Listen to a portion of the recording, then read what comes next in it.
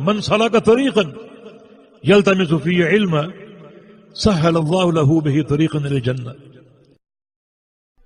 ہمیشہ کتاب کی عظمت کتاب کے مصنف پر موقوف ہوتی۔ علماء جانتے ہیں کہ حضرات محدثین رحمہم اللہ کے جو القاب ہیں، مسند کہتے ہیں کسی کو، پھر کسی کو محدث، کسی کو حافظ، کسی کو حجت، کسی کو شیخ الاسلام، اور کسی کو امیر المومنین فی الحدیث۔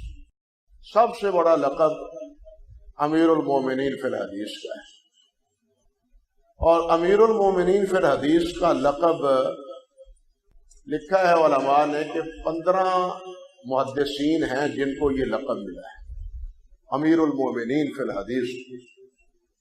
لیکن السنن الابین میں حافظ ابن رشید فہری رحمۃ اللہ علیہ نے